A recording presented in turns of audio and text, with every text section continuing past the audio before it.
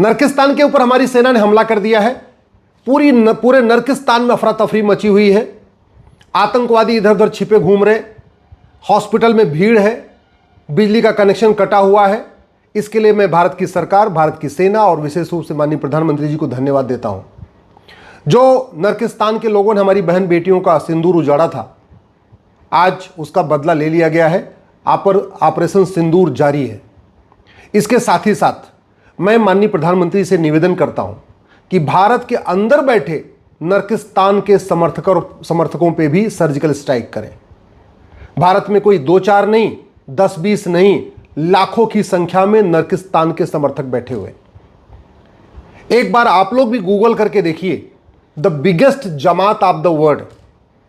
आपको पता चलेगा दुनिया का सबसे बड़ा जमाती संगठन भारत में है और सबसे बड़े जमाती संगठन का हेडक्वार्टर भारत में है।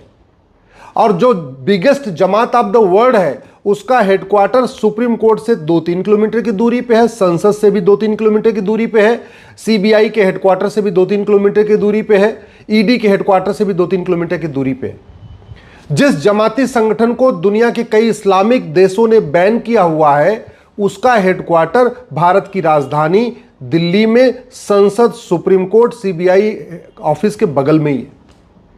मैं माननीय प्रधानमंत्री से निवेदन कर रहा हूं, ये जो the biggest Jamaat of the world है, इसके ऊपर भी सर्जिकल स्ट्राइक करें।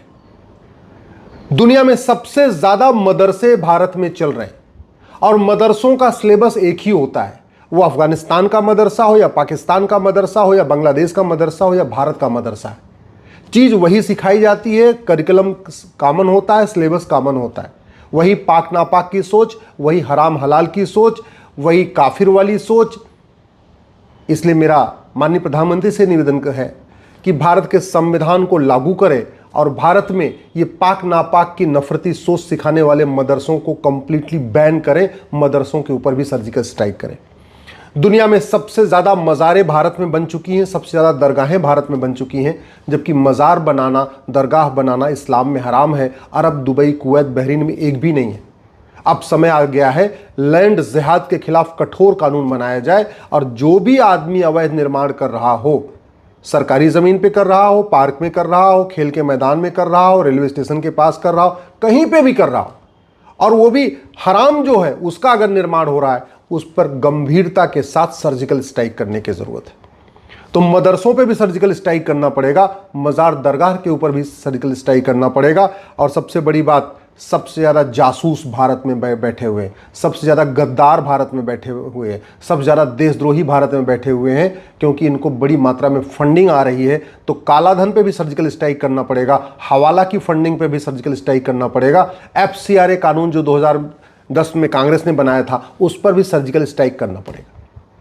1000 बेटियां हमारी प्रतिदिन लफ्ज़ जिहाद का शिकार हो रही हैं, उसका मूल कारण है घटिया कानून। मैं माननीय प्रधानमंत्री से निवेदन कर रहा हूं, लफ्ज़ जिहाद करने वालों और उनके मददगारों पे सर्जिकल स्ट्राइक करें। सर्जिकल स्ट्राइक करने का मतलब यह है, जैसे सेना ने जाके नर्किस्तान में सर्जिकल स्ट्राइक किया, वैसे ही संसद का विशेष सत्र बुलाया जाए और विशेष सत्र में लफ्ज़ जिहाद को राष्ट्र की सुरक्षा के लिए खतरा घोषित किया जाए, देश की एकता अखंडता के लिए खतरा घोषित किया जाए, लफ्ज़ जिहाद को देशद्रोह घोषित किया जाए, लफ्ज़ जिहाद को ऑर्गेनाइज क्राइम डिक्लेयर किया जाए और लफ्ज़ जिहाद करने वालों और उनके मददगारों के खिलाफ NCUAPA वेजिंग वॉर, देशद्रोह, गैंगस्टर एक्ट लगाने के लिए व्यवस्था किया जाए और कोर्ट से कहा जाए कि narco polygraph brain mapping test करके इनको आप 2-2 महीने में सजा देना शुरू करिए।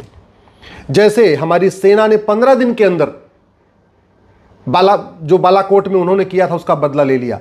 कश्मीर में जो हमारी बहन बेटियों को सिंदूर उजाड़ा था, उसका बदला ले लिया। ऐसे ही अब समय आ चुका है कि हमारी न्यायपालिका भी ऐसे देश के गद्दारों के ऊपर सर्जिकल स्ट्राइक करे, उनको 2-2 महीने के अंदर आजीवन कारावास या फांसी, जो भी सज़ा देना है वो सज़ा दे। ये तारीख पे तारीख बंद होना चाहिए।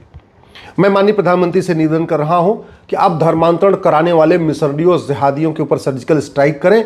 10,000 हिंदुओं का प्रतिदिन धर्मांतरण हो रहा है और इसलिए मैं आग्रह कर रहा हूं कि भारतीय न्याय संहिता को खत्म करें, अमेरिका का फेडरल पिनल कोड लागू करें, वन नेशन वन जैसे अब अमेरिका में चलता, one nation one penal code. सारे अपराधों के लिए एक ही कानून है, आपको दिख रहा होगा, ये मोटा सा है और ये हमारा बहुत पतला सा है। ऐसे ही one nation one penal code लागू कर दें और चूंकि धर्मांतरण पूरे देश की समस्या है, इसीलिए जो नया कानून बने उसमें ऑफेंस रिलेटिंग टू कन्वर्जन एक चैप्टर होना चाहिए, ऑफेंस रिलेटिंग टू लव जिहाद भी एक चैप्टर होना चाहिए। भारत में 6 करोड़ घुसपैठिए बैठे हुए, और ये घुसपैठिए ऐसे नहीं आए हैं, इनकी भारत के अंदर के लोगों ने मदद किया है। तो घुसपैठियों और उनके मददगारों पे संसद को इस समय सर्जिकल स्ट्राइक करना चाहिए। घुसपैठ करना और घुसपैठियों की मदद करना, इसको राष्ट्र की सुरक्षा के लिए खतरा घोषित कर दें, और घुसपैठियों और उनके मददगारों पे एनएसए लगाना शुरू करें, यूएपीए लगाना शुरू करें, वेजिंग वॉर लगाना शुरू करें, देशद्रोह लगाना शुरू करें, गैंगस्टर एक्ट लगाना शुरू करें, घुसपैठियों की मदद करने वालों की 100% प्रॉपर्टी जब्त करना शुरू करें, इनकी नागरिकता खत्म करना शुरू करें, इनको आजीवन कारावास फांसी देने के लिए व्यवस्था शुरू करें, तो एनआरसी करना नहीं पड़ेगा। 90% घुसपैठी अपने आप भाग जाएंगे। मैं माननीय प्रधानमंत्री से निवेदन कर रहा हूं, जो लैंड जिहाद चल रहा है बड़े पैमाने पे, इसके लिए ज़रूरी है ये जो 1908 का सिविल प्रोसीजर कोड चल रहा है इसको हटाया जाए, नया कानून बनाया जाए और प्रॉपर्टी को आधार से लिंक किया जाए। समय आ चुका है कि आधार नंबर को ही एक यूनिक आईडी जनरेट कर दिया जाए, मतलब जो आधार नंबर हो वही ड्राइविंग लाइसेंस नंबर हो, वही पासपोर्ट का नंबर हो, वही राशन कार्ड का नंबर हो, सारा जो नंबर हो व्यक्ति का वो एक ही नंबर होना चाहिए, वो आधार नंबर होना चाहिए। इससे भी बहुत हद तक चीटिंग, फ्रॉड, फोर्जरी पकड़ने में मदद मिलेगी। जो अवैध रूप से भारत में रह रहे हैं उनको पकड़ने में मदद मिलेगी। मैं माननीय प्रधानमंत्री से निवेदन कर रहा हूं, ड्रग्स जिहाद के ऊपर सर्जिकल स्ट्राइक करें बड़े पैमाने पे। ये पाकिस्तानी, अफगानिस्तानी, रोहिंग्या, बांग्लादेशी भारत में ड्रग स्मगलिंग कर रहे हैं, और ड्रग स्मगलिंग के कारण हमारी युवा पीढ़ी नपुंसक हो रही है, बेटे नपुंसक हो रहे हैं, बेटियों में बाजपन बढ़ रहा है। इसलिए अब समय आ चुका है कि सिंगापुर की तरीके से जो नशा तस्कर हैं और जो उनकी मदद करते हैं उनको फांसी देने के लिए कानून बनाया जाए। इसलिए कह रहा हूं, संसदीय स्ट्राइक करना ज़रूरी है। जैसे उन्होंने सर्जिकल स्ट्राइक किया, ऐसे संसदीय सर्जिकल स्ट्राइक करना ज़रूरी है। मैं माननीय प्रधानमंत्री से निवेदन कर रहा हूं, भारत में बहुत बड़ा किडनैपिंग जिहाद चल रहा है। हर साल लगभग 5 लाख बहन बेटियां हमारी गायब हो रही हैं, और ये गृह मंत्रालय का आंकड़ा। गृह मंत्रालय ने बाकायदा पार्लियामेंट में कहा था कि 2019 से 2021 के बीच में 13.25 लाख बहन बेटियां गायब हो गई। तो यानी उस समय 4.25 लाख प्रतिवर्ष गायब हो रही थी, अब ये बढ़ते बढ़ते लगभग 5 लाख हो गया। 5 लाख बहन बेटियां साल में गायब हो रही हैं। ये आंकड़ा बहुत ही खतरनाक है। रुकेगा वही कि जब भारत में अमेरिका का जैसे फेडरल पिनल कोड है, ऐसे भारत में एक भारतीय दंड संहिता लागू हो और जस्टिस विद इन ईयर लागू हो। 1 साल के अंदर सज़ा मिलना शुरू हो जाए, 1 साल के अंदर फाइनल हियरिंग हो जाए district court, high court, supreme court से, और वो तभी हो सकता है जब नार्को पॉलीग्राफ ब्रेन मैपिंग बने। कुछ पूछताछ नहीं करना, गवाहों के बयान नहीं, तारीख पे तारीख नहीं, सिंपली जो आदमी किडनैपिंग में लगा है या जो किडनैपिंग करने वालों की मदद कर रहा है उसको पकड़िए, narco polygraph brain mapping test करिए, उठा के उसको आजीवन कारावास, फांसी की सजा दीजिए, प्रॉपर्टी जब्त कर लीजिए, नागरिकता खत्म कर दीजिए, आजीवन कारावास, फांसी दीजिए। मैं गारंटी के साथ कहता हूँ ये 5 लाख बहन बेटियाँ जो गायब हो रही हैं, ये गायब होना बंद हो जाएगा। भारत में बहुत बड़े पैमाने पर निकाह जिहाद चल रहा है। यहाँ की महिलाएँ पाकिस्तान के लोगों से निकाह करती हैं और बाद में बच्चे यहाँ पैदा करती हैं। 8 बच्चे, 10 बच्चे, 12 बच्चे, 14 बच्चों तक की मिल रही हैं। यहाँ पे निकाह पाकिस्तान में की हैं, रहती यहाँ पे हैं, अम्मा भी बन रही हैं, दादी भी बन रही हैं, नानी भी बन रही हैं। 5 लाख महिलाओं से अगर एवरेज मान के चलिए तो 25 लाख बच्चे हुए। अगर उनके नाती पोते मिला लीजिए तो आप खुद सोच लीजिए संख्या कितनी हो जाएगी। तो अब समय आ चुका है, राइट टू एजुकेशन एक्ट को बदल के 10वीं तक समान शिक्षा लागू किया जाए, मदरसा कंप्लीट बैन किया जाए। अब समय आ चुका है जो बेनामी एक्ट है इसको बदला जाए, ख़त्म किया जाए, क्योंकि जितने अलगाववादियों, जिहादियों और चरमपंथियों को फंडिंग होती है वो बेनामी होती है। तो ये कानून बदला जाए। अब समय आ चुका है नकली दवाओं का कारोबार बंद करने के लिए 1940 का ड्रग एक्ट बदला जाए। अब समय आ चुका है माइनॉरिटी को डिफाइन कर दिया जाए।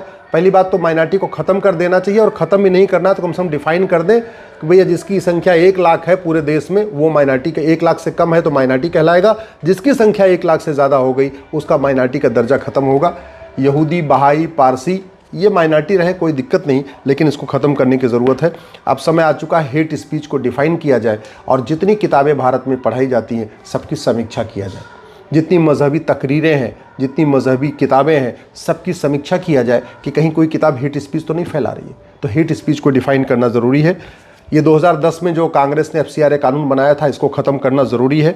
ये ब्लैक मनी एक्ट को बदलना ज़रूरी है, नहीं तो काला धन पैदा होता रहेगा, और काला धन पैदा होगा तो देश विरोधी गतिविधियाँ चलती रहेंगी। भारतीय साक्ष्य संहिता को बदल के इसमें नार्को पॉलीग्राफ ब्रेन मैपिंग कानून बनाना बहुत ज़रूरी है। हवाला का कारोबार बंद करना ज़रूरी है, क्योंकि जिहादियों की जो सबसे ज़्यादा फंडिंग होती है हवाला के ज़रिए होती है। मैं माननीय प्रधानमंत्री से निवेदन करता हूँ, अब समय आ चुका है, जो भारत के अंदर गद्दार बैठे हैं, भारत के अंदर के जो जिहादी बैठे हैं, भारत के अंदर जो जासूस बैठे हैं, जो भारत के अंदर के स्लीपर सेल बैठे हैं, भारत के अंदर जो घुसपैठिए बैठे हैं, वो पाकिस्तानी, अफगानिस्तानी, रोहिंग्या, बांग्लादेशी, भारत के अंदर जो ये किडनैपिंग जिहाद करने वाले बैठे हैं, ड्रग्स जिहाद करने वाले बैठे हैं, लैंड जिहाद करने वाले बैठे हैं, इनके ऊपर भी सर्जिकल स्ट्राइक ज़रूरी है। और सर्जिकल स्ट्राइक तभी हो सकती है जब संसद को बुलाया जाए, कठोर कानून बनाया जाए, सुप्रीम कोर्ट से बात किया जाए कि भैया यहाँ मानवाधिकार मत करना, अब यहाँ मानव और दानव को अलग अलग समझो। ये दानव हैं जो भारत में जिहाद कर रहे हैं, इनके मानवाधिकार नहीं होगी, इनको सीधे सीधे सज़ा मिलेगी, तब हमारा देश सुरक्षित होगा। मैं एक बार फिर से सेना को, सरकार को और माननीय प्रधानमंत्री जी को धन्यवाद देता हूँ।